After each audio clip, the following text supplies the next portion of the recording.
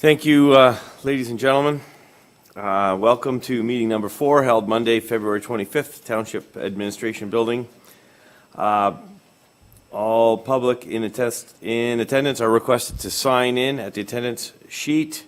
All cell phones, please turn off. The meeting is going to be audio recorded and maybe video recorded if it decides to cooperate.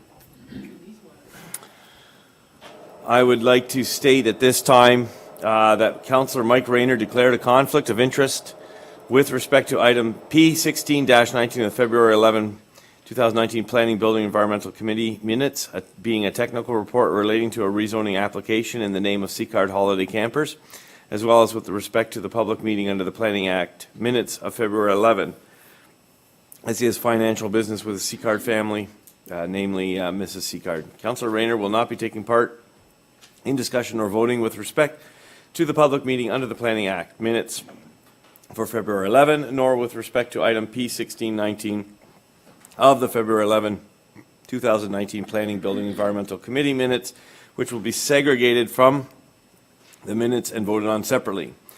Are there any other disclosures of pecuniary and or conflict of interest? Seeing none, then I'd like everyone to stand. We sing O Canada, and then followed by an opening petition by Councillor Jonker. O Canada, our home and native land, true patriot love, in all thy sons command. With glowing hearts we see thee rise, a true north, strong and free. From far and wide, O Canada, we stand on guard for thee. God keep our land glorious and free. O Canada, we stand on guard for thee. O Canada, we stand on guard for thee.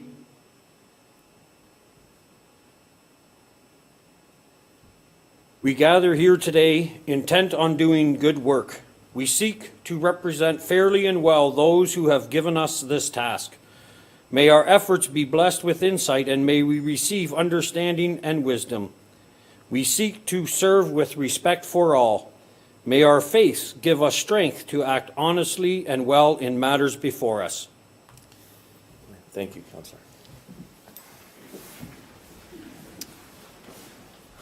Are there any changes in order of items on the agenda? Seeing none. Are there any members of the public present who wish to address a specific item on the agenda as permitted by Section 6.7 of the procedural bylaw?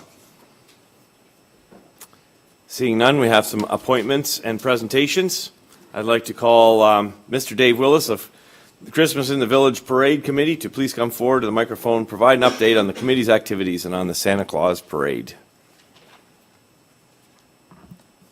Go ahead, sir. My name is Dave Willis. I live on Wade Road, and I'm the chairman of the Christmas in the Village Committee. Forgive me for not wearing my Santa hat tonight, but it's a little bit out of season. Mr. Mayor, councillors, staff, and gallery, I'd like to make a report on our activities of November the 24th last year, the Christmas in the Village. We bill our parade and our activities as the biggest small-town parade around. Mother Nature smiled on us again with showers in the morning and the evening, but by the parade the weather was great with a mix of sun and cloud, temperatures around 6 or 7 degrees, mark with no winds. The day started with breakfast at Santa, at the Smithville United Church. 150 folks enjoyed breakfast, donating $324 to community care. About 66 children sat on Santa's lap and told him of their wishes. The craft, bake, and Christmas pudding sale at St. Luke's went well. The theme for the 2018 Christmas parade was Christmas songs and boasted 69 entries. The The Stampack milk truck gave out 127 gallons, 480 liters, of free hot chocolate, approximately 2,050 cups. Another treat was from the Niagara Pallets, who passed out some 3,000 cookies. Where else can you go to see a Santa Claus parade and get hot chocolate, cookies, and popcorn? And candies, of course. The good weather brought out approximately 9,000 kids of all ages who watched the parade, with some 650 actually participating. Many entries passed out candies to the kids. As an example, Zion Free Christian or Free Reformed Church handed out some 5,000 candy canes. It seemed like Halloween number 2. The Royal Bank had hot chocolate for some of the spectators out front, but ran out after 100 cups. West Lincoln Community Care was very well supported again this year. At the traffic light, True Men's Barbershop passed out popcorn that was enjoyed by some 200 people who donated $171.55 to Community Care. Alexander's Fudge donated $500 from sales, while Ken and his hot dog cart raised some $50 as well. St. Martin's School collected 300 pairs of socks for all ages along the route. The kids also gave out 1,000 candy canes and handmade Christmas cards. The food drive by the West Lincoln firefighters collected 72 bags containing 484 pounds of food for the local West Lincoln Community Care Food Bank. The West Lincoln Chamber of Commerce conducted a Toonies for Toys campaign and collected $1,453.23 to Community Care along the route. They also collected some toys for Christmas. The parade took 1 hour and 15 minutes to pass a given point. The day continued with activities at the arena with a free public skate sponsored by Top Farms and had about 23 in attendance. The revised route again worked very well with some better distribution of spectators and planned better breakup at the end. However, some problems were caused by traffic control. Thank you to the residents of West Lincoln for their participation in the all-day event. This includes those who worked so hard in organizing the day, to those who participated with an entry, and to those who watched the day's event unfold. Christmas and the Village Committee signed. Part 2. We are appealing to Council to again give us a grant for 2019 to help us with the ever-increasing costs of implementing the parade. Since at least 2009, the Township has granted us $1,000 each year. For the last 2 years, you granted us $3,000. We are again asking for the same amount. The reason for the increase are as follows. As you may recall, last year we ran into some problems with the Niagara Regional regarding road sharing and road closures. The cost this year for closures and signage was $1,647, an assessment that we've not ever had to bear before. The costs of bans are going up annually. In 2018, we paid $4,350 more than in 2009. The same applies for the cost of policing, which have increased over the years.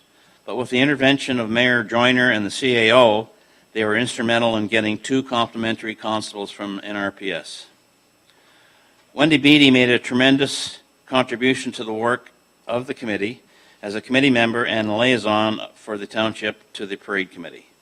Wendy, in our view, has also done an outstanding job, not only this year, but in the past years as well, in putting a lot of work and time in coordinating the township float. This year, the entry was judged to be the first in the business category. The parade committee would ask that council approve Wendy as the liaison to the committee again for 2019. Of course, some time would have to be expended during the day in fulfillment of her duties. The committee works very hard during the year, fundraising for the parade. We hold an annual barbecue that netted us $830 in 2018. The local businesses and sponsors donated some $8,555 to help with our expenses in order to maintain the biggest small-town parade around. We still look forward to your assistance. Thank you very much. Questions? Thank you, Mr. Willis. Any questions? Thank you very much for your diligence, work, volunteer.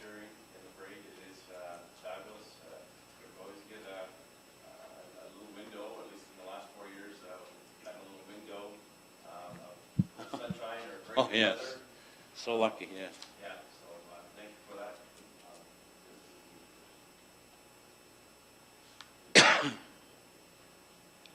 Any other concerns, questions? Good. Thank you. Sir. At this time, I'd like to call on Mr. Christopher of West Lincoln Minor Hockey Association to come forward regarding an expression of appreciation on behalf of West Lincoln Minor Hockey Association. Sir. Thank you.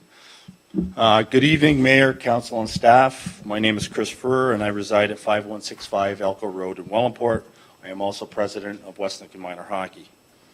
On behalf of West Lincoln Minor Hockey, our players, our coaches, our volunteers, and our parents, I would like to express our thanks for the efforts of this council, previous council, and staff in opening the doors of the new community and recreation facility.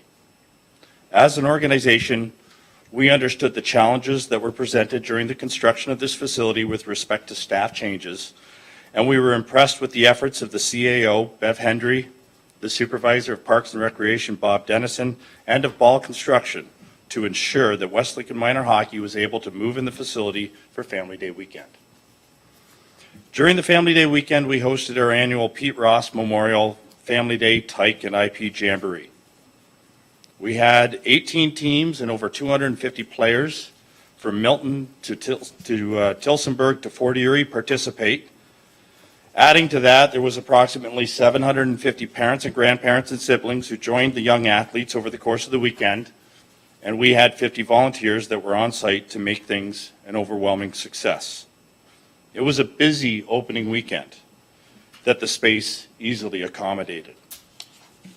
Outside of the question, which way to the stairs, every person I spoke to that weekend was impressed with the facility and indicated it seemed to be the perfect mix of amenities for our township. For the 2018-19 season, West Lincoln Minor Hockey has 295 registered players, along with 100 coaches, volunteers who support the organization both on and off the ice. As an organization, we see this facility as a cornerstone of not just growing our sport in West Lincoln, but other sports and youth activities. Youth organizations now have access to top-notch facilities at both the new Community and Recreation Center and at the Leisureplex. I'm aware of many organizations looking to book space for training purposes in the facility, and I fully expect to see both youth and adult recreational opportunities in the township expand in the years to come. It was bittersweet for many of us to have our last skate in the old barn. For many of us, it carries a number of memories. But even better are the new memories that will be created in this facility. For me personally, watching the excitement on the faces of players and coaches as they stepped on the ice for the first time was something that reinforced why we do what we do and the impact we have on youth. It's those smiles and that excitement that we need to latch onto and support so that West Lincoln continues to be a healthy and vibrant community. Thank you. Thank you very much. Can we have Yep. a copy of that? And any comments or questions? Councillor Rayner. Thank you. Thank you for your comments. I'm just wondering, does your hockey organization have any opportunities for fundraising to help support the cost of this structure? Well, West Lincoln Minor Hockey did make a donation to the capital campaign, if that's what you're asking. So we have done our part that way. I would also, as an organization, we support the community in many different ways. Not always can we do things financially because we ask a lot of our parents in terms of being able to just the cost of hockey, right? But we are involved with the parade. We're involved with the Family Day weekend. We have many people who donate their time and their efforts to the community, and I think sometimes that goes a lot farther than dollars. Any other comments or questions? Seeing none. Oh, Councillor Trombetta. Thank you, Mr. Mayor. Chris, I just wanted to say thanks for coming out tonight. Thanks for always being a good supporter of the community. I did hear the weekend with the tournament was a good turnout. A lot of the families that I spoke to had said it was run exceptionally well. The only problem was that the parking lot was too full. That was one big issue there. But other than that, I just wanted to say thank you for coming out coming out tonight, and I really appreciate all your hard work. And minor hockey is really important, and West Lincoln hockey is a real staple in this community. So I just want to say thank you for coming out tonight. Thank you. Thank you, Councillor. Seeing none others, thank you very much. All right. If you'd excuse me, I got to get to the rink. Get to the rink. Okay, thank you for that. Our third presentation appointment is Mr. Klaus Zeldenrus of Niagara Christian Gleaners. Please provide an update, sir, on Niagara Christian Gleaners.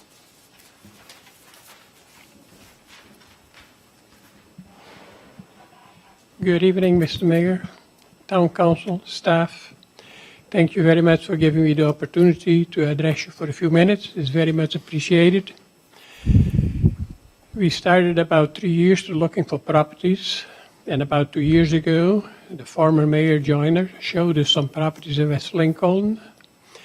And the one we are located now, we choose that because everything was available there.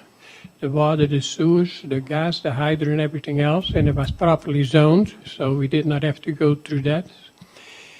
Then after we put in an offer to the township, it had to go through all the proper channels, of course. That took a little while, not all that long either. And when the deal was closed, everything went very fast. The township staff was very supportive, and they told us always a few weeks ahead of time what the next step was, so that we would be prepared and that we did not have to wait for that or that or that. So that was very much appreciated. The town council was very supportive too. That is very much appreciated also. Since we started building in the spring, I think it was in April, in November we were in operation, so that went very fast. And it was, that was very much appreciated too, and so on. We are in full production now. Actually, we had to turn down some produce because we were overwhelmed. We could not keep up with the produce that they were offering us. We quite often do 2 dries a day. A dry takes about 9 hours. 2 dries a day, not always, but quite often we do. So it is running very well. And we are very happy with the whole situation and how it went in the past, and we look for the future. And April 12th and 13th, we have a gratitude dinner / fundraising. You are all invited to that at Town Council. I know, Mr. Mayor, you signed in already, and so did Ganan. And the township staff is invited also. You can sign in yourself using this card and on Facebook. So it is, thank you very much for the time you gave us. Thank you, Mr. Zeldenrust. Any other comments or questions? Seeing none, I just, okay, Cheryl? I was just going to say that, that you didn't tell them why we needed 2 dinners this year. Last year, the dinner was overwhelmingly successful. And not everybody got to come, right? We had about 480 last year, and we could have had 250 more anyway. And it was actually twofold. That is why we did 2, and then they can pick and choose between Friday and Saturday. Yeah, those are good problems to have, right? Yes. Yes. And so thank you for your presentation, and I look forward to the dinner again this year. And so thank you for the diligent work. I think Niagara Christian Gleaners, I may speak on behalf of all, is a real asset to the community, and we look forward to a good, long-standing relationship with Niagara Christian Gleaners. Thank you. Thank you. Good. And that ends our section on appointments and presentations. We're going to move on to number 7. This is regional councillor remarks. Please come forward, sir, Mr. Albert Witteveen, with respect to regional issues. Thank you, Mayor, and members of council, staff, and members of the public. This is my monthly time to come forward and give an update on ongoings at the region that pertain to West Lincoln. My last visit was the end of January. I did hang around for a few days before I did go for holidays, so I'm kind of reporting on a couple weeks of engagement here at the region. Been busy today at a Waste Management Planning Steering Committee, again reviewing, looking at our contract and all the issues that have arisen from the surveys and things. So we're taking those things into consideration as we move forward with the new contract and what that would mean for us. Also, this past Friday, attended and was selected as the chair of the Agriculture Policy Action Committee, looking at issues like Phragmites, which is an issue in our broader community, looking at some watershed planning and part of the natural heritage map and features. We're kind of, there's been some work done on some asset management through the Greater Golden Horseshoe. There's six, the Greater Golden Horseshoe consists of 6 regions within the Golden Horseshoe, and that committee had done asset management on agriculture and what it contributes today. So we're looking forward to formalizing that and to be able to take that current information and as the CAO approached me and to look at having a future meeting looking at that information and how we can grow some value added and agriculture economic benefits in our community. So look forward to, we're starting to look at those opportunities in our community. I know there's some facilities that may be sitting idle that have opportunity for us for employment and also for taxation. So that's something that we're working on.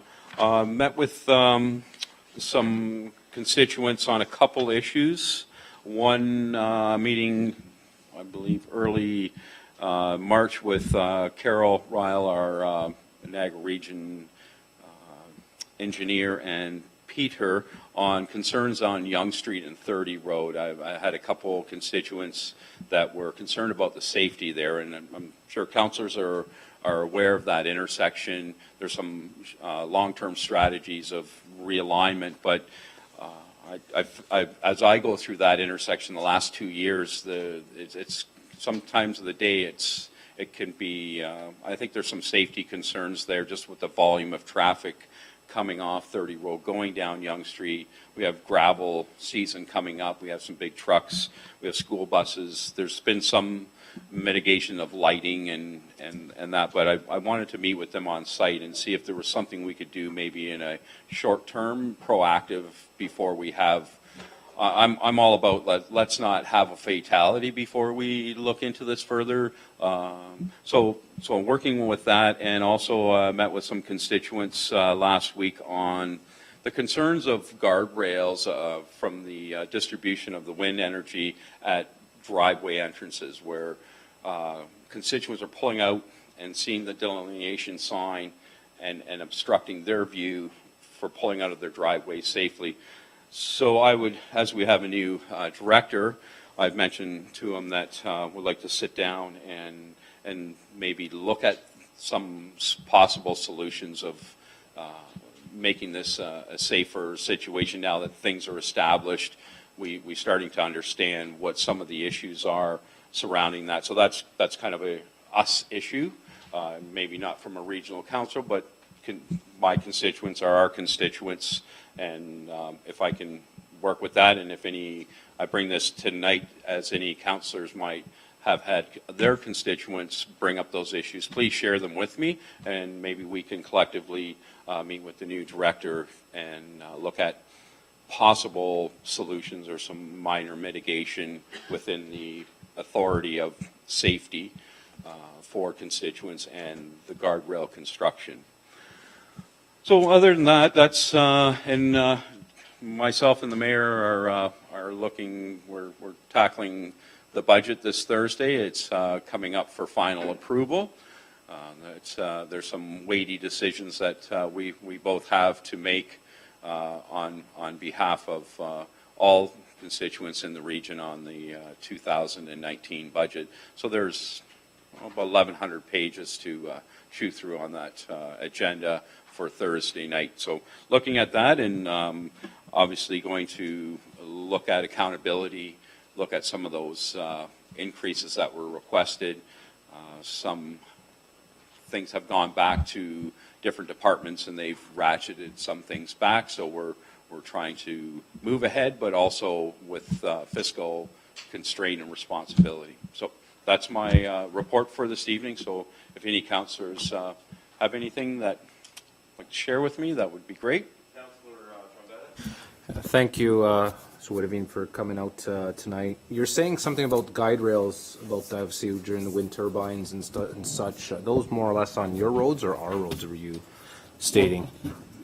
Well, it seems to be where the guardrails are at a driveway entrance, where basically guarding the infrastructure, we'll call, or the distribution, right? So it's not the tower, it's all our posts and guardrails where people are coming to their driveway's edge and they're seeing those large black and white delineators and they're trying to get themselves out of their driveway onto the roadway in a safe manner, that there's some concerns with almost being hit by just having that as a blind spot. Oh, okay, I thought you were... So there's also some on the, I'll call it on kind of the crash part that collapses. There's also some black and yellow reflectors on that. So, you know, what would work good at a driveway entrance, maybe, you know, with some of our constituents, there's those, we met with a couple and that's what their concern was. A couple times they try to pull out and they're like halfway out on the road and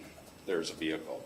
No, the reason why is just because we dealt with this in the past where we kind of tried to shorten and fix a few things, but because of the type of, you know, transportation engineering that's there were certain reasons why. I didn't know that the signs, if they could be, like the delineators could be moved in any such way. Because I remember that came to us at previous council, and it was we tried to assist some of the residents, and we were being told, if I could recall, that if we do it, we're going to be possibly liable for any move in some of the delineators of these guide rails. But as for signage when they're coming out, like I guess the height limits, that I'm not too sure about.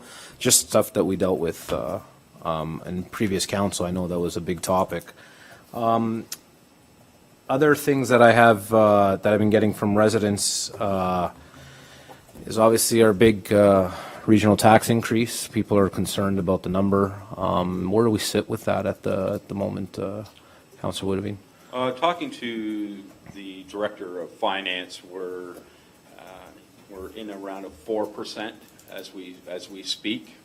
Moving into Thursday, it was somewhere in the high fives, and the director understood that was not something that council was willing to move forward with, and has gone back to those departments, police department and some public works, also looking at some transit so that they could ratchet back into the 2% cap that we directed staff to work within, and they had asked for larger. So we're hoping to come in with probably somewhere between the 3% and 4%. I think realistically, where that may fall, I'm not sure, because there's only 30 others that may have those same concerns. Absolutely. Okay. Yeah. Thank you for that update, Councillor Woodavine. Councillor Rayner, thank you, Trummer. Thank you. Thank you for your speech there, Mr. Woodavine. With regards to the increase, they're still trying to hold it at 2%? I don't believe that we'll be successful at 2%. I believe that we're somewhere between 3% and 4% will be where we're going to end up settling. Part of the challenge is in the past, council held at 0 increases for a number of years. So we all know how well 0 increases go. Sooner or later, there's a time of catch-up. You know, one of the larger items is the water and wastewater systems as old as you and myself, Alderman Rayner. And we, I think that was a shot. and so we're just like anything else, we're either have to move forward in upgrading some of that equipment and system, or pay good money to just repair it till we finally do commit dollars to capital improvements. The only thing that's a big concern, of course, is if you look at the pie, as far as where the taxes go from the township of West Lincoln, 54% goes to the region, 31% comes from the township of West Lincoln, and 15% comes from education. So when you're talking 4%, that's a big whack, because you take more than half of the money from this township. And as a person, as you know, who lives out in the country, we don't get a lot of regional services out there as compared to municipal. So it's a little tough for the ones out in the country to bite the bullet for something like that. So that's a concern. There was a couple other things that you mentioned. One was Yonge Street and 30 Road. I lived right next to Clayson on Yonge Street and was very familiar with that corner because it was just down from me. Lived there for 12 years when the speed limit was 80 kilometers an hour. And there were very few accidents there in the 12 years I was there. The only one was on the opposite side, on the southwest corner. In fact, the people put a couple boulders on their lawn to stop the cars from hitting it. But they reduced the speed a number of years ago to 60 kilometers, which is absolutely, to me, crazy, because it's, well, the bend I understand at 60, I have no trouble with that. But 60 kilometers from Yonge Street all the way into Smithville seems ludicrous, when I quite often go to Niagara Falls, and you can go down Lundy's Lane where there's hotels and tourists and everything, and it's 60 kilometers in the city. And here we are with nothing out in the country, and we got to go 60 kilometers. So, I mean, it's more than an overkill out there. So I don't really understand what the problem is. I did approach a long time ago when my counselor to the right's mother was mayor in this town, that the easiest solution for that bend was to expropriate the land north of Yonge Street on the west side and straighten that bend out. But that never happened, and then the new hydro lines came in and everything, and now it's going to cost a fortune. But that would have been the easiest solution a long time ago, but nobody seemed to want to do it. With the lower speed limit, I really can't see this being a problem when it wasn't a huge problem when it was 80 kilometers. I think it's just people maybe are not paying as much attention as they used to. I don't know, but when you go slower, you would think that if you had a problem at 80, you should have much less problem at 60. The other thing I wanted to ask you about is the roundabouts. This little imprisonment that they're trying to do for West Lincoln here, where they're going to put 3 of them in and basically lock us in like a jailhouse. Is that still progressing? Or can we take the money from that and utilize it in some projects in the township of West Lincoln that the councillors here would feel be more worthwhile for their money? Or even taking one of them and using that to help reduce your 4% down to 2%.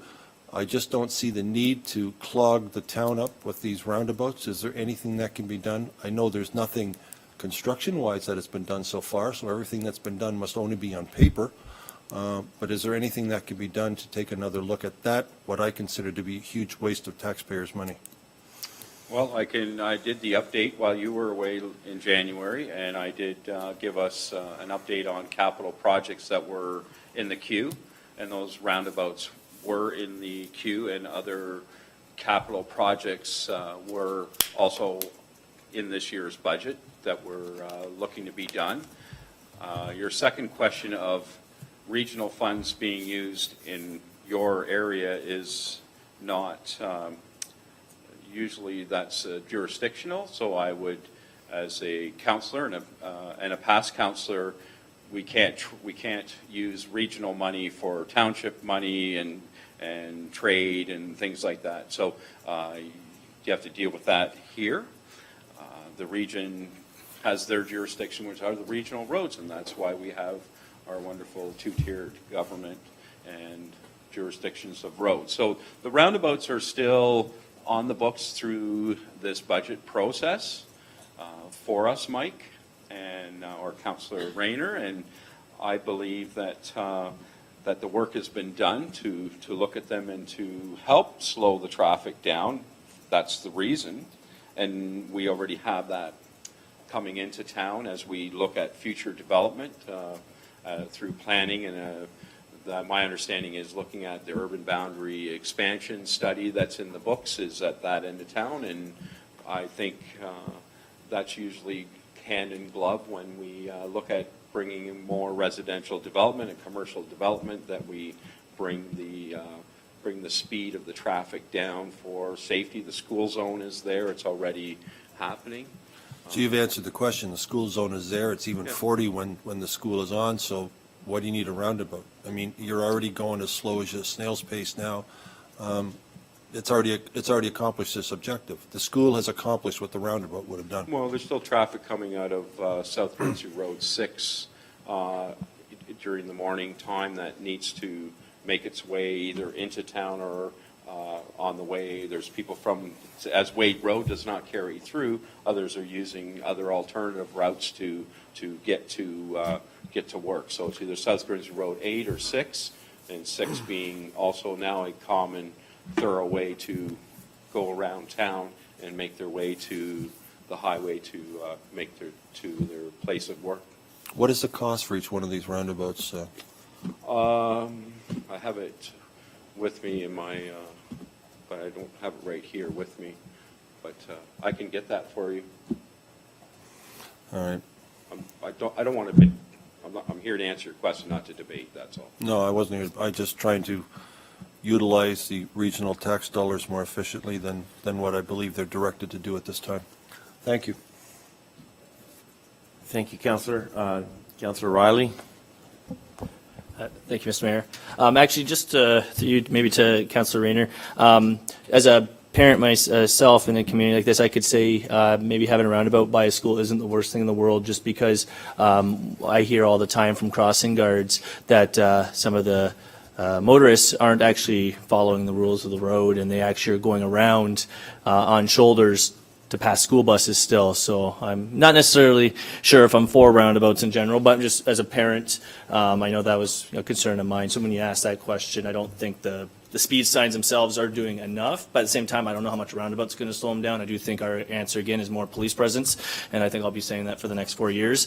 But I thought it was worth mentioning just as someone who has 3 kids. So anyways, Mr. Whitty, thank you so much for, coming back and giving us a take of what's going on in the council there.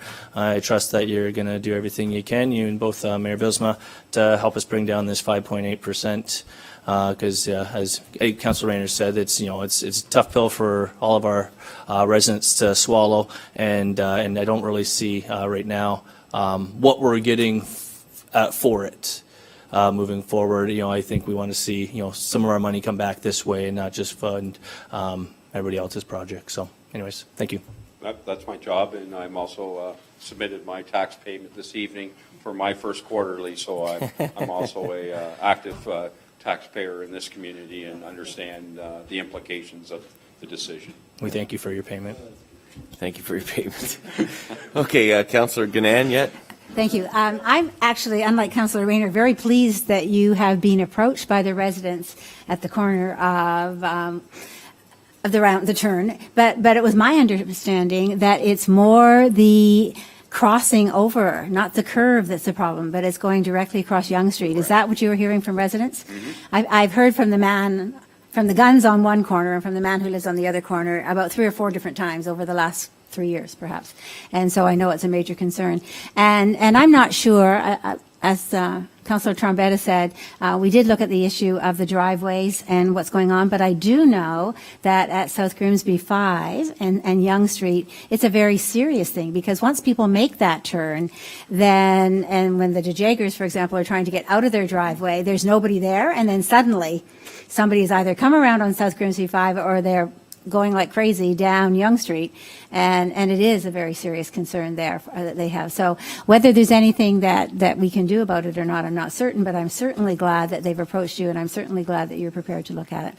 So thank you for that. Definitely, and that's really, just like yourself, need to work with staff, whether from the region or locally, to look at those situations to make sure that I can give them an answer to say that we've looked into exhausted all avenues, and this is the way it is. But yes, definitely at Yonge Street and 30, it's the cross coming across in the morning, and the way if you're sitting there and if you're out too far, people are coming from town and trying to mitigate Out and people that around. are positioned to get past the guardrails to see what's coming around the corner. So I wanted to bring staff out to see, maybe we can find a simple solution that we can kind of just, have it safer in the short term, because we know that long term is to relocate the public works yard.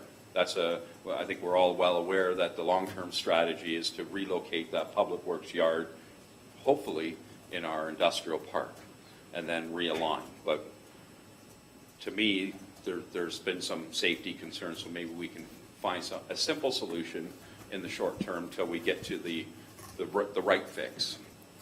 Exactly. Already there was a concern about where the school bus stops, for example, with children either side of that road, and they've made the concession to go around the corner. So it's busy. And although it does say 60, and it's a pain in the neck sometimes to drop to 60, people don't always. If you're trying to do 60 through there are many cars going by you. So I think that the answer is not the speed limit. Thank you. Thank you for those comments. Thank you. Anyone else? Okay, seeing none, thank you, Regional Councillor Albert Witteveen. Okay, and anyone has anything that comes up or may come up at a later time where you, please feel free to contact me. Councillor Trombetta felt very comfortable doing that, so please, others, reach out, and I'm always, Yep. as they say, my door's always open. So, Yep. Thank you. Good. Thank you. All right. Moving on then, confirmation of minutes, council minutes, regular.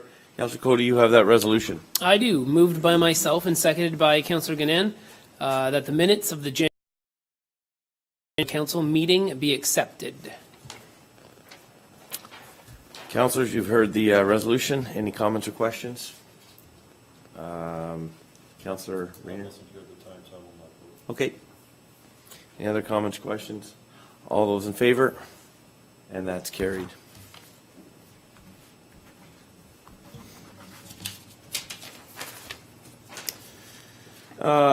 B, public meeting under the Planning Act.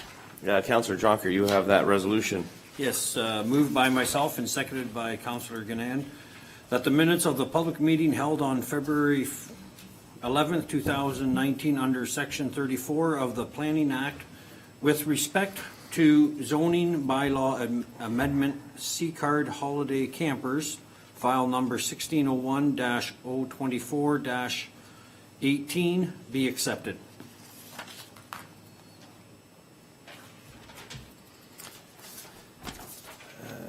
Moved by Councillor Jonker, seconded by Councillor Ganan. You heard the resolution. Any comments or questions? I will not vote. Yeah, okay. And this is your Councillor Rayner's conflict. All those in favor? And that is carried.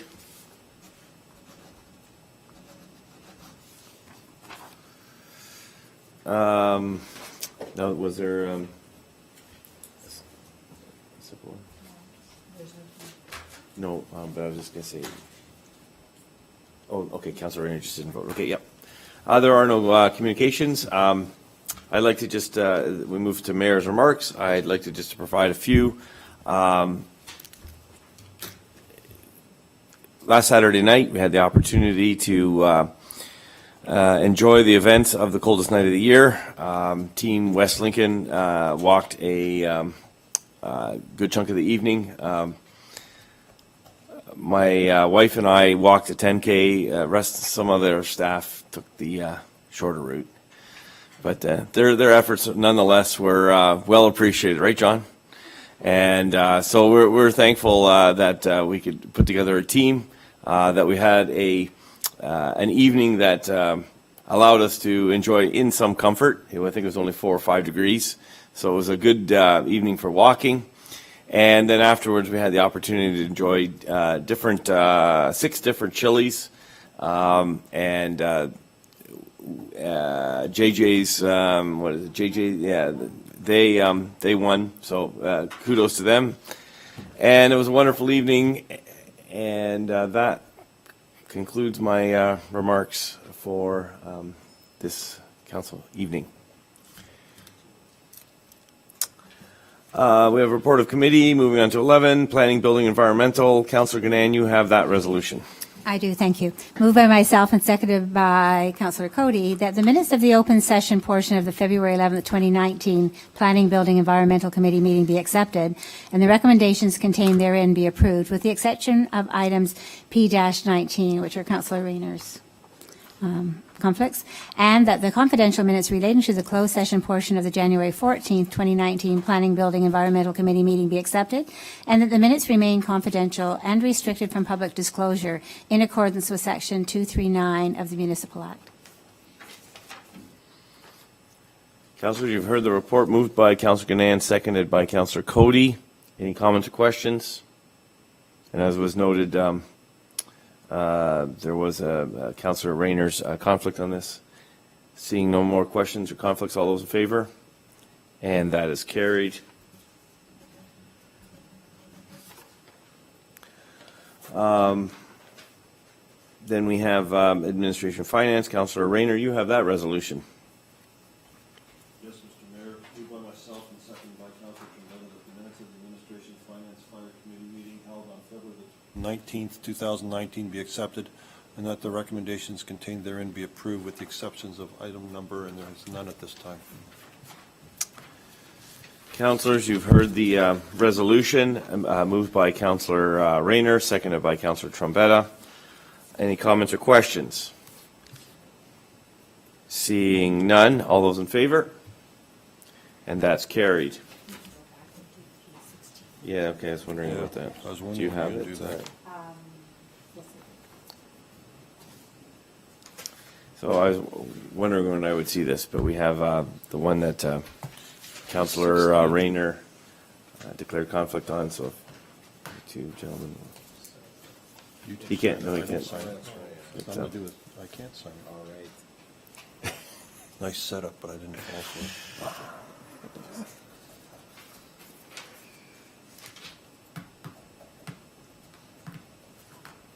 Okay, pass it back to Councillor Rayner so he can read it. I'm not going to use my spit. Thank you, Mr. Mayor. Moved by myself and seconded by Councillor Riley, the report PD 024-19 regarding Sicard Holiday Campers Micro IBI Group agent applicant for rezoning file number 1601-024-18 dated February 11, 2019 be received, and that a recommendation report be presented at a future Planning, Building, Environmental Committee meeting once all agencies and the public comments have been reviewed. Thank you, Councillor.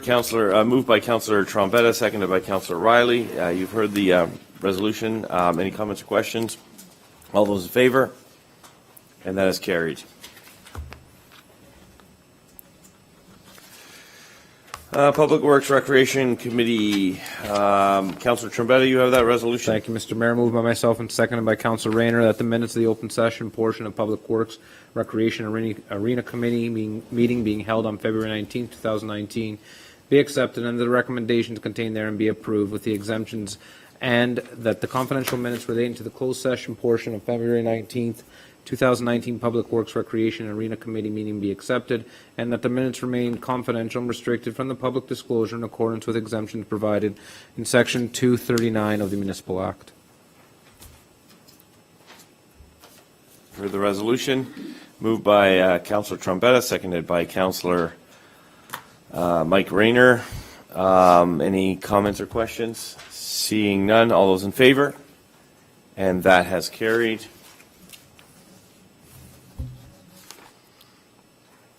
The definition for reconsideration is noted on the agenda, but it is my understanding that Councillor Rayner would like to bring forth a motion for reconsideration this evening. Councillor Rayner, you have that resolution.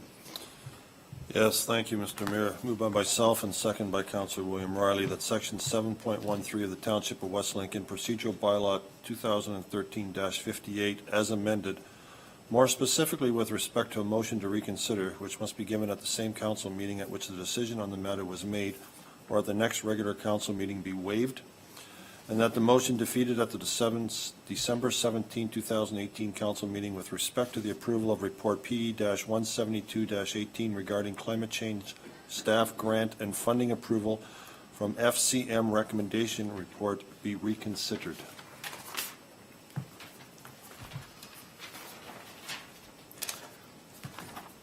Council, you've heard the resolution moved by Councilor Rayner, seconded by Councilor Riley. Any comments or questions? Do we understand what's happening here? Yes. Okay, and then at this time, I'll call any comments, questions. All those in favor? And that is carried.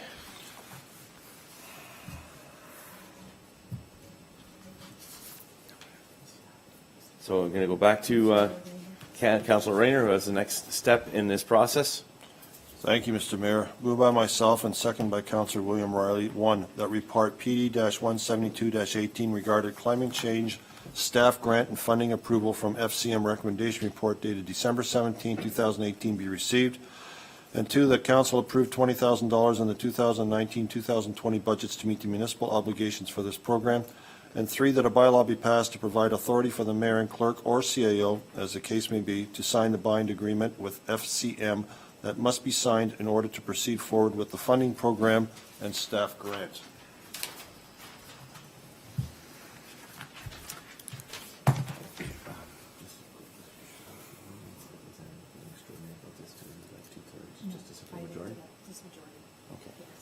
So just for clarity, we just need a simple majority on this.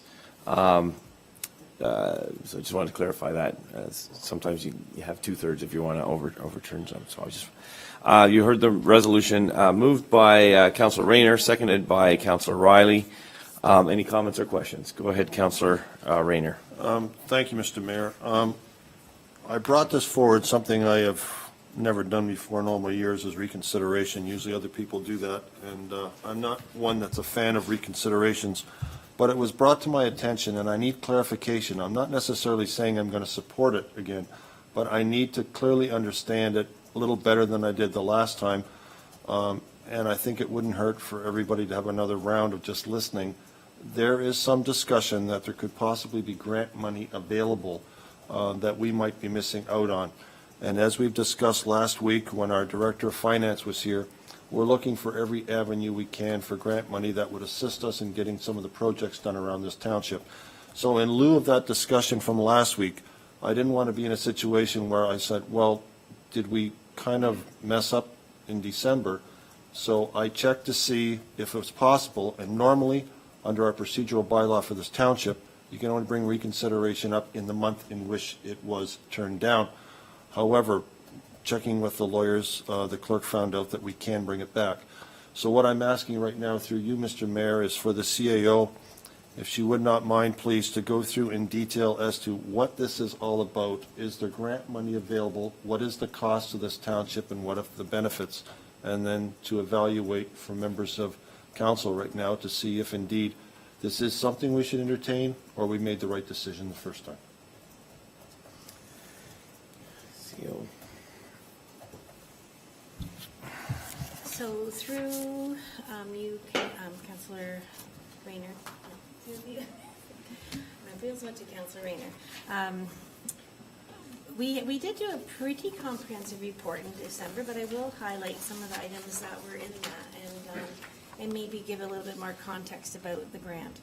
And what I've actually learned sort of since Friday, investigating who received and such. So what I learned was that 58 municipalities across Canada were successful in getting the grant, and that included West Lincoln. And 29 of those were in Ontario, and 4 of them were in Niagara. So Lincoln, St. Catharines, Pelham, and ourselves were the municipalities in Niagara that were the successful recipients of the grant. And the reason we put forward the application, and we brought it forward last year, was to secure incremental funding and staff capacity for initiatives that we saw coming down the pipeline, so to speak. And some of these deal with energy savings opportunities, severe weather, identifying asset vulnerabilities, so vulnerabilities to our roads and our bridges and those sorts of things that could be coming about because of severe weather changes, And with the thought of developing and implementing mitigation strategies to make us as a corporation more resilient and sustainable, and to reduce our susceptibility to energy price and carbon price increases over time. So also the name of the grant is, I think, a bit of a misnomer. I think it's a little bit more about sustainability more than just a climate change staff grant from FCM. It is money that comes from the federal government through to the municipal sector via the Federation of Canadian Municipalities, who have been assigned the responsibility for administering the grant. So in the report that we did in December, we listed some of the key legislative areas that we are responsible for, and where this additional staff member could provide us with more internal capacity. So the first is the Ontario Regulation 507-18, which was approved December 14th, 2018, so actually the day after, or well, just before the report went to the committee.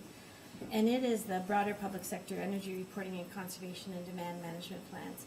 So in the past, there was a requirement to do conservation energy plans, and we did one in 2014, and we did that with the assistance of consulting dollars, because it was over and above our own staff capacity to do that sort of work. And this has to be refreshed and expanded on in relation to the new regulation that has come out, and that we have to do in 2019. And if we don't get this position, we're going to need to use consulting dollars to do so. And that will be put in the budget for this year. So even when we have that energy plan done, we have to then publicly file the corporation's annual energy emissions for the operation. And it's annual obviously means every year. And so what this position would do is sort of set us up so that we have an ongoing tracking mechanism, so that we can report on those metrics. And then the other thing that we're doing this year as well is we are undertaking a building audit review. So we have a number of facilities that have never been audited in the past, and I think that there's some synergies between that work that's going to be conducted as well as the conservation energy plan. A second piece of legislation is the Ontario Reg 5817, which is the asset management planning for municipal infrastructure. And we've talked to council about that. In 2019, we have to develop a policy with respect to asset management planning, and our policy has to include address vulnerabilities to our assets that may be caused by climate change with respect to operations, increased maintenance schedules, levels of service, and life cycle management. We also have to look at adoption opportunities that might be undertaken to manage those vulnerabilities or susceptibilities that have been identified. We have to look at mitigation approaches for disaster planning and contingency funding. And if we don't do this work, the federal and provincial governments will not be assisting our municipality with any future municipal infrastructure financing. That's one of the conditions of grants in the future. The last one that we talked about in the report was the official plan updates, and we are mandated by the province to develop policies for our official plan to identify actions that will reduce greenhouse gas emissions and address the climate change adaptation goals. And these have to be aligned with other provincial plans and policies for environmental protection. So those are the three sort of key pieces of legislation that we're required to do. And the other thing that you need to know, and I think I've heard this question, is that this is a 2-year contract position, and there's no commitment or expectation that the position will ever become permanent moving forward. This staff resource will assist us in getting out these policies, practices sort of developed, and then we'll have to figure out a way to maintain those over time.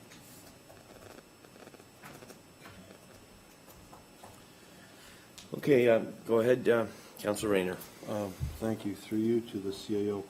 So what you're telling me is there's 3 phases in this. Each one of these are required, or you better do them, especially the one with regards to the federal government if you want grants down the road. So was this going to be something that we would have had to hire somebody to do this outside of the township? In other words, we'd have to contract somebody to do this. What would be the associated cost? I think that's what I'm looking at right now. Everything that you mentioned here is either we need to have it or you better do it or else. And this individual can do it in lieu of us having to pay a consultant, which is what I was trying to say the first time, to do it. Have you got a dollar figure to say what's this going to save us? this is what I'm looking for. Okay. That's why I brought it back, is I have a feeling that we can benefit from this and loosen the burden on the taxpayers here, because we're getting something that we're mandated we have to do anyways. So I need to know that number to say, yes, this makes sense, or no, let's just leave it the way it is. So, given that some time has gone by since we first brought this up, we certainly wouldn't be in a position to hire this person probably till April or May. So the requirements, when you look at it prorated over the year, the 2019 year, we will not require any additional funding. We've already have put it, there was a budget amount within our 2019 budget that I think is about $10,000 in consulting, that if we don't have the position, we're going to have to spend on an outside consultant, just as we did in 2014 when we did the first plan, and it might likely be the same consultant again. So I don't anticipate that there'd be any additional costs in 2019 to have this grant.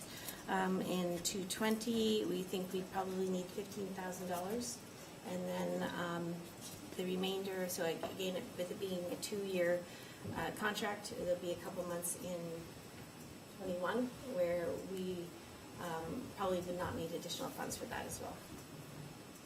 So you're looking at an incremental amount in 2020 of $15,000. So the total number is the total number is 15,000. Now, the opposite side, what are the savings? What is the mandatory stuff that we have to contract out? What are the things that we should do regardless if we want to be involved in getting some funding from the government in the future because we've met their guidelines, which is optional. As you said, if you don't do it, they're not going to entertain you. You better do it if you want to get into the, what will that cost? So with respect to the conservation energy plan, the whole purpose behind that is to be finding energy savings as we move forward. But I can't capture the amount of energy savings that we might have.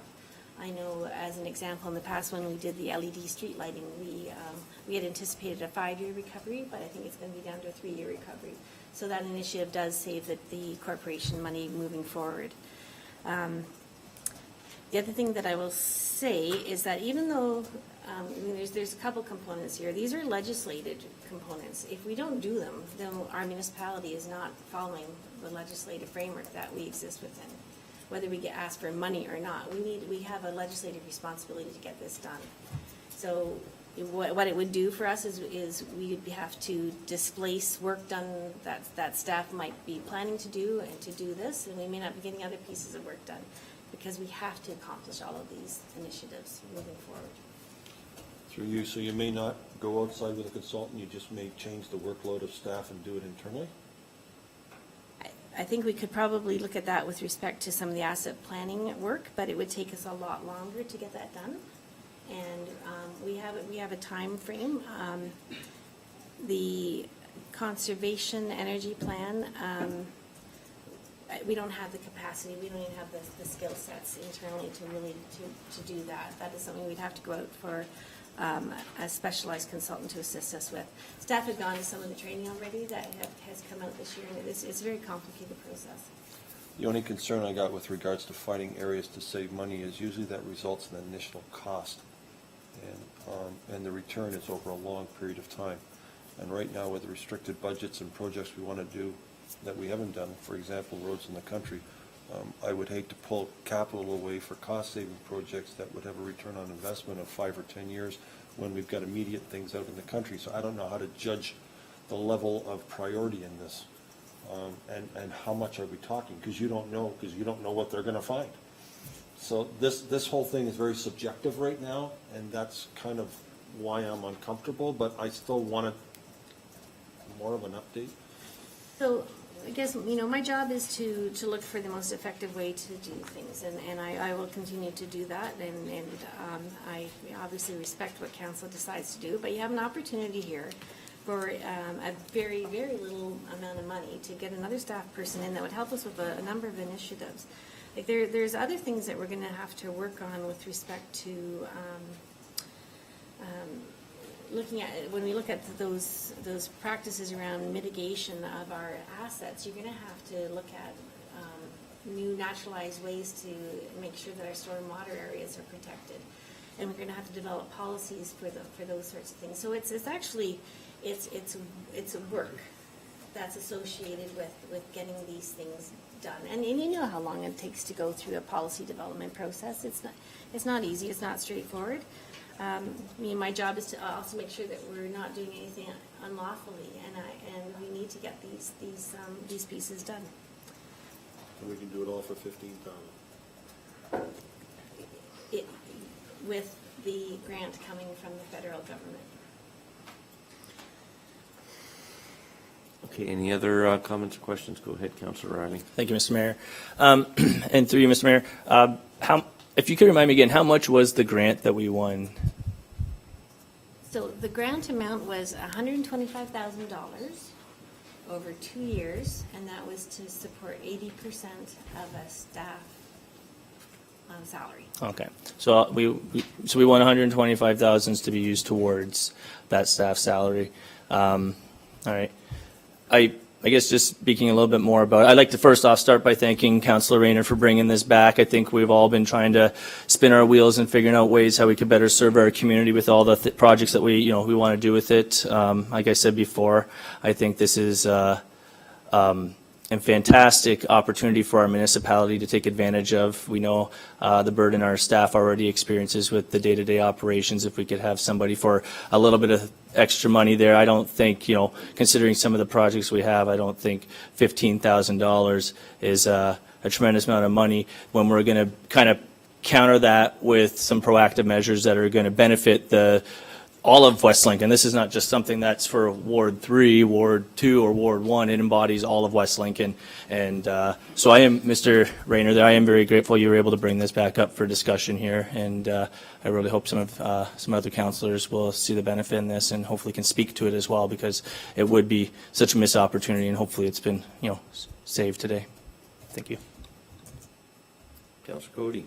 Through you, Mr. Mayor, I would also like to thank Councillor Reiner for readdressing this. I think as a municipality that is primarily an agricultural municipality, this should be at the forefront of our considerations. We, above anyone else, are affected by environmental concerns, we'll choose to call it, than other places. And to give up on a grant that we spent I don't know how many hours preparing for and applying to, not to mention the slap in the face if anyone else did apply for it and was not granted. We were one of, I think you said 50 some odd places to receive this grant. So I think we owe it to the municipality, our constituents, to accept this grant and put a person in place who's going to make positive choices for the agricultural community we are here. Councillor Trombetta. Thank you, Mr. Mayor. Through you, Mr. Mayor, to the CAO. In your past practices, has a grant ever been turned down? And what are the consequences as a municipality when a grant is turned down? In my experience? Your past experience, you've been in municipal sector for more years than I have per se. I don't want to actually state the years, but so we've received, and I wish we had more detail previously, but now we got more detail now about this now. How does it hurt the municipality for future federal grants if one is turned down? So in the past, there've never been a position where council has turned down a grant. Okay. That's neither here nor there, because there's many pieces of framework that can go around that. And I don't know if this is hurting us, but I do know that it takes the organizations that review the grants a long time to go through the material, to weigh them against. Well, actually, we spend quite a bit of time with the staff at FCM to make sure that we are addressing the correct points. And I don't know whether or not, not accepting a grant is a criteria for exclusion from future grants, but whether it's listed as a criteria or not, there could be a subject. So in some senses, it puts sort of I don't know what the right word is, like, best an X on our municipality in some senses to the feds that we didn't accept this money. I can't comment. Well, no, I know, but in some senses, that's, there's the possibility of putting a big X on this municipality. The other question I had for you, through you, Mr. Mayor, to the CAO is, if this is not done, which is, would you say, $125,000, correct? Is that the total per year? The grant. grant is $125,000 over 2 years. Over 2 years. So, you're still saying that, we still legislated, we have to do this stuff regardless of accepting a grant or not. We're still going to have to, it'll be a burden on the taxpayers for $125,000 to pretty much in the next 2 years if we don't accept this grant, in some senses you were saying. Like you said that consultants will be need to hire to kind of offset if we don't accept this. Is that sort of what you kind of stated there? So since January, when our staff had attended the training session on the new conservation plan, we had talked about the fact that we would be requiring consulting dollars to carry out that work as it was done in 2014, and we don't have any additional staff that can actually do that sort of work. So it's sort of following the same model that we would have done before. And so that's sort of a given, I think. So regardless, even if so, you use consultants or you have to put the extra workload on staff that could have been compensated for this, and that is also costing tax dollars as well. Well, This in some senses, is what. It's displaced work. So when it comes to the asset planning, then we don't even know how much we don't know in terms of what those vulnerabilities are and what mitigation. We don't know what yet. Correct. And I didn't know about all these incurring costs on the tax dollars was when this came forward in December. And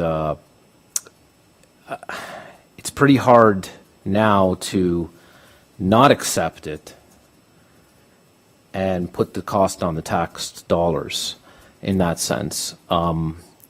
Especially if you're going to, so sort of, especially, and there's two things here. One, it's going to put an X on our municipality for future federal grants, which we're always trying to obtain. We have an aging infrastructure, and any dollars we can get is good. And two, yes, I guess you're correct, Councilor Rayner, flagged is the word instead of X'd, flagged our municipality.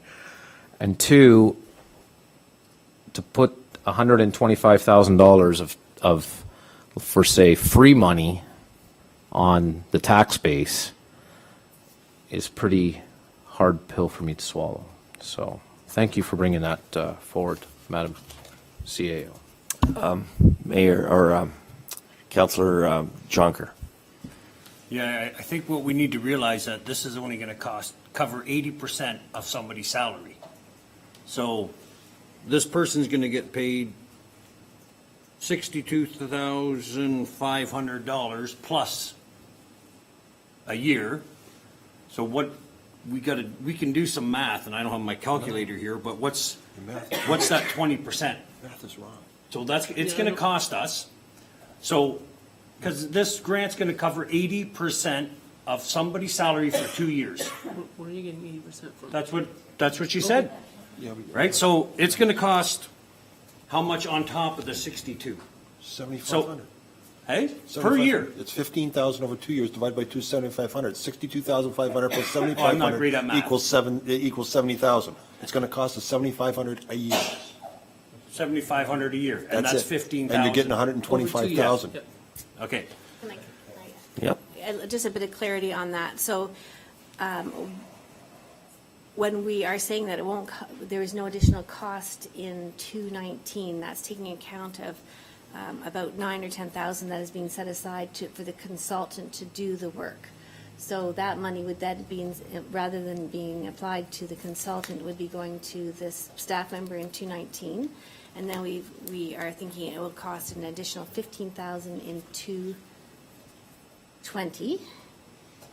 and then that should be wrapping up the rest of the grant.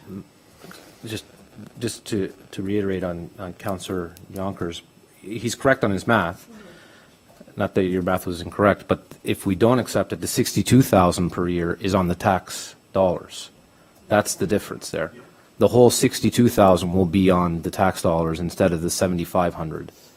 So that is where, that's where, and your math was incorrect there. It's just, she was saying that it was $15,000 for 2 years, 75 for this year, 7,500 for next year.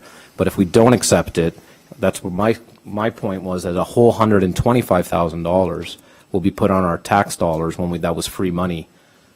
And so it was going to be put on our our ratepayers. Councillor Jonker, you still kind of had the floor. Go ahead. Yeah, like what I'm not sure of is what this is actually going to cost us. So what we've heard is we're not sure how much time our staff will need to spend on this. Am I correct? Well, when you ask it like that, that's correct. But I think what we're saying is that we have work to do, and it will be, each staff person only has so many hours in a day and so many days in a week, and et cetera. And we have a lot of other. This gives us an opportunity to get an additional staff member in to assist. They come in and they assist, and they'd still be working with staff because we have to make sure that there's a lot of continuity and reflection of these ideas in all of our work. So this person would probably be giving staff some more guidance about some good practices in terms of energy planning and consumption and greenhouse gas emissions and vulnerability checking and mitigation processes. So there's a bit of an education behind that. So from my perspective, it's an added resource that we don't have right now that would be very, very beneficial and would get us in a good place. And I think that the municipal contribution is some, but it's not significant in light of what we'd be getting from the grant. I have Councillor Ganan. Thank you.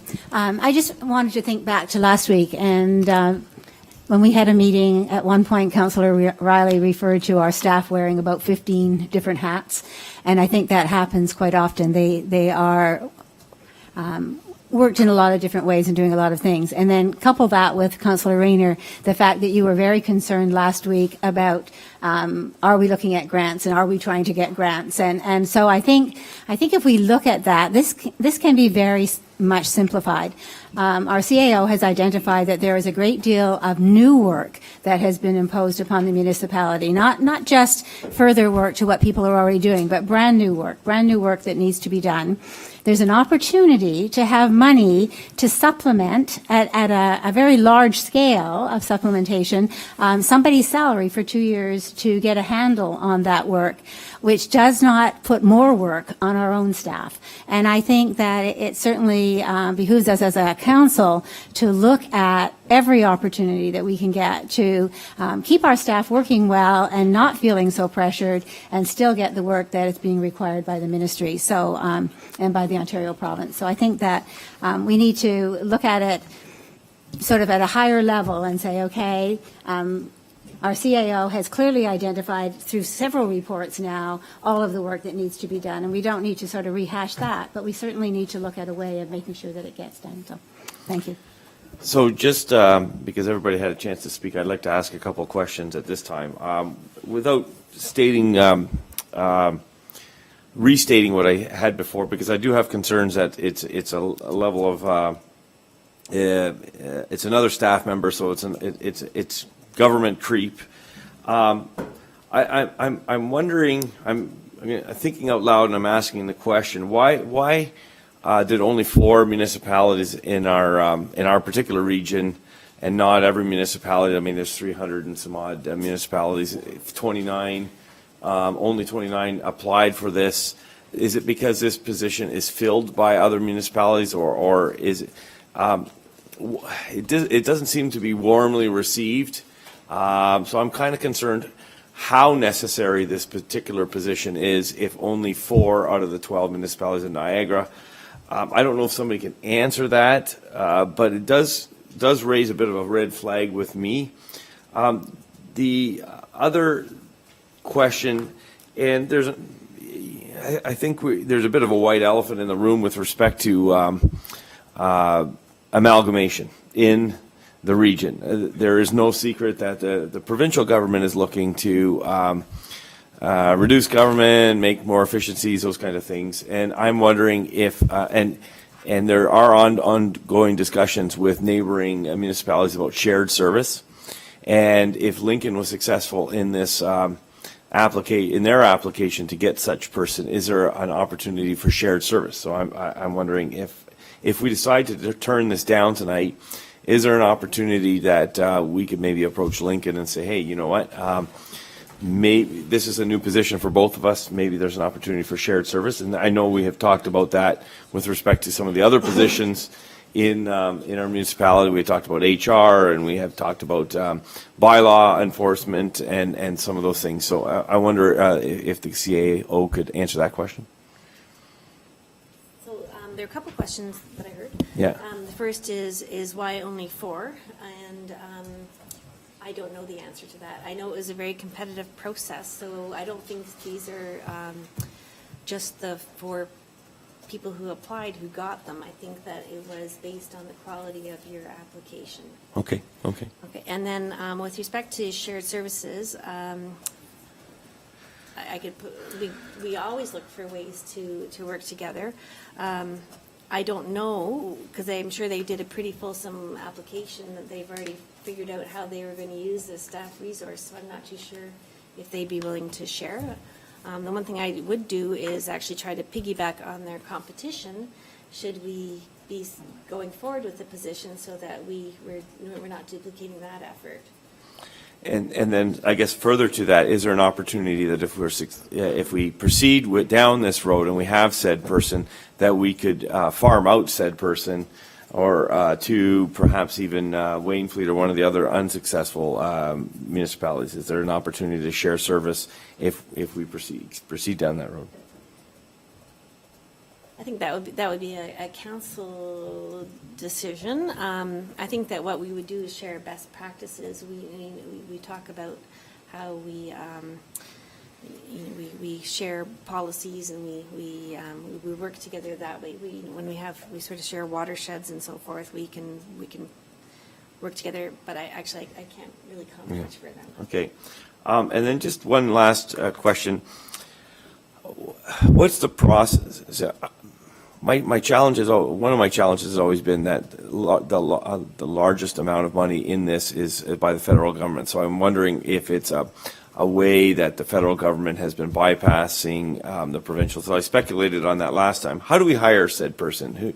What's the qualifications? What's the process of hiring said person? Are they recommended by the federal government, or is it totally free for us to define that role and then hire a person that can fit that role? So we are free to do our own hiring for that position, but they would give us guidelines on I bet you they have a job description that could assist us, that we could work from to tailor to our own needs here. But we are not having to go to a federal pool of staff that are available to do this. Okay, all right. There were a couple questions, so for a second time, they're pointing at each other. Okay, I'll do it. Okay, go ahead, Councilor Rayner. Okay, my summary of this, for what I've gathered now, and I'm glad we've discussed it to this length so I get a better picture of it, is for an investment of $125,000, it's going to cost you $15,000. For that, it's going to free up the time that our staff would be doing other projects. It would interfere with getting the job done from the township. Also, we'd be able to hire somebody that's more expertise in the field that they're looking at, because you can't expect staff to be experts in everything, and this is looking at a certain specific items. So in that particular case, that's kind of the way I'm looking at it right now, that it's an investment of $15,000. If somebody came up to you and said, give me $15,000, I'll give you $125,000, everybody here would take it. So that's kind of the way I'm looking at it right now. it's not a bad investment. The other thing I was concerned about, because in the past, sometimes 2-year contracts have ended up being full-time employment, and what I did not want to do with the township was end up with that situation again, because every additional staff member costs the taxpayers a lot of money when you include benefits, and I certainly did not want to go down that. This is very clearly that it's capped at 2 years, and that's it. We're done, we're finished, and we're maximizing the utilization of this individual, and we're minimizing the aggravation, frustration, and everything else associated with deflecting our staff from doing things that they're supposed to be doing because they have to do this, and it's mandated we have to do it anyways. So it's kind of, I'm glad I brought it back. It's clear for me to see this now, and it was all because of last week when it was mentioned that we're out of grants, and I thought, well, I thought this was a grant, but I wasn't sure, but it's clear now. Thank you. Okay, Councillor Trombetta. Just for curiosity's sake, through you, Mr. Mayor, to the Madam CAO, the requirement is that we have to hire a staff member? Like, we can't use that 125 for just a consultant to hire an outside consultant and that's it. You have to hire a staff member? That's correct. They're trying to build capacity in these sorts of positions moving forward. So you're going to be giving staff an opportunity to do the work, and then they might move on to different municipalities, or they, who knows what's going to happen. But the idea is to be building up more staff capacity within our sector. Okay. Thank you. Okay, seeing no further comments or questions, then I would like to call a vote, but I'd like to, go ahead. Based on the discussions, recommendation 2, if we want to put that forward, we would have to amend it to say that no impact on the 2019 budget, and that approximately $15,000 would need to be included in the 2020 budget to meet the township's obligations for this. So I do have an amendment to the resolution, which I can give up to explain that, replacing recommendation 2. Okay. So recommendation 2, hopefully you guys move in a second. Basically just makes it fit our new current calendar schedule, I guess. Okay, go ahead, Councillor Riley. Thank you. Moved by myself, second by Councillor Trombetta, that recommendation number 2 to report PD 172-18 be replaced with the following new recommendation number 2. 2, that council approve a contract position as outlined in the FCM climate change grant application with no impact on the 2019 budget, and that approximately $15,000 be included in the 2020 budget to meet the township obligation for this program. Okay, so you've heard the amendment. This is on the amendment. Any discussions on the amendment? Just kind of cleaning up. All those in favor? Oh, you have a question? Go ahead. No, I just have one comment that you made, if you don't mind, Mr. Mayor. You mentioned why only 4 applied. My experience in the past with regards to grants is it has to be aggressively done by individual municipality, and a lot of those municipalities may not be geared to look for that. So it quite possibly could have been that they just weren't looking for an opportunity, and that's why there were only those people that got selected. It has happened. I've heard of it in the past. Yeah. So maybe that helps answer your question. On the amendment then, any further? All those in favor? Okay, the amendment has passed. Carried. So the original motion, as amended, is back on the floor. Okay, back on the original motion, yeah. You have to, I don't know when to do this. Can I ask for a recorded vote? Yes. Okay, thank you. You may ask for it at any time, and if you weren't, I was going to. Recorded vote requested by Councillor Cody. Okay, and then over to you.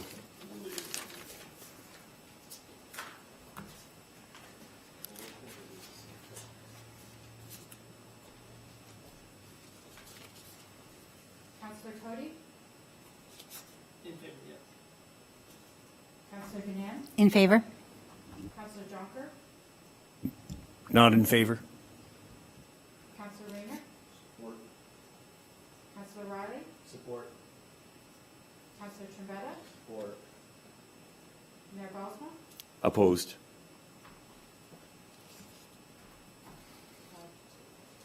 Okay.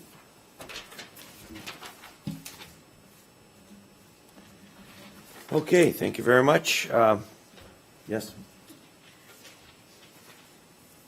Through you, Mr. Mayor, I also require a bylaw to be adopted, which would permit either the mayor and clerk to sign the agreement with FCM or the CAO. So I do have that as a resolution prepared in that regard as well, that we And that would need be to under bylaws? adopt. We can do it now, or we can do it as part of the, after and part of bylaws, Why don't we whichever do- is the easiest. Why don't we do it at bylaws? Okay, that's not a problem. Okay. We have the notice of motion to rescind, definition for your reading pleasure. Other business, number 14, we have an information report, RFIC 0515, Conflict of Interest Registry. Councillor Cody, you have that resolution. I do, moved by myself and seconded by Councillor Ganan, that report RFI-C-05-2019, Conflict of Interest Registry, dated February 25th, 2019, be received for information. Councillors, you've heard the resolution, moved by Councillor Cody and seconded by Councillor Ganan. Any comments or questions? Seeing none, all those in favor? And that's carried.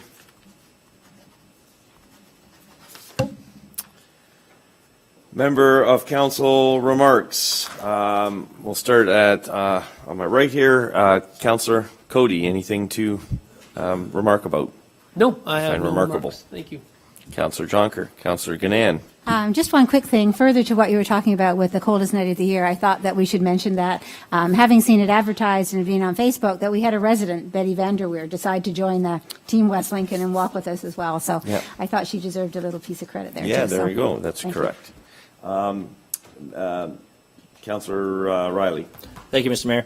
I did want to make one remark, actually. I wanted to acknowledge our fine men and women at the Grimsby Detached Police Department. It's been brought to my attention, as well as noticing myself, that we have seen a slight increase of their presence in our community, and they're doing a wonderful job at that. It's not to say our job's done by any means. We can always have more presence, but I did think it was worth noting that it has been recognized by myself and other constituents and citizens, and I do want to thank them for their continued efforts and look forward to more prosperous West Lincoln. So, thank you. Councillor Trombetta. Councillor Rayner. Okay. Does any member of council, moving on to new items of business, does any member of council have any new items of business? Seeing none. We move on to bylaws. I'd like to note that the list of bylaws are noted on the agenda. Councillor Ganan, you have that resolution, and we will be adding one at the end. Okay, and so as a separate resolution. So you do yours, and then Separate from this? Okay, yeah, thank you. Moved by myself and seconded by Councillor Cody, that leave be granted to introduce bylaws 2019-16, 2019-17, 2019-18, 2019-19, and 2019-20, and that the same shall be considered to have been read a first, second, and third time with one reading, and are hereby adopted, and that the mayor and clerk be and are hereby authorized to sign and affix the corporate seal thereto, any rule of this council to the contrary notwithstanding.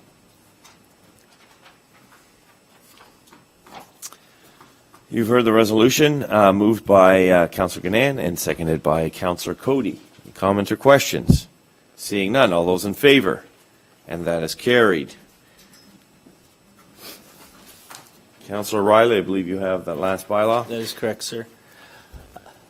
Moved by myself, second by Councillor Trombetta, that leave be granted to introduce bylaw number 2019-22, and that the same shall be considered to have been read at first, a second, and a third time with one reading, and are hereby adopted, and that the mayor and clerk be and are hereby authorized to sign and affix the corporate seal thereto, and any rule of this council to the contrary notwithstanding.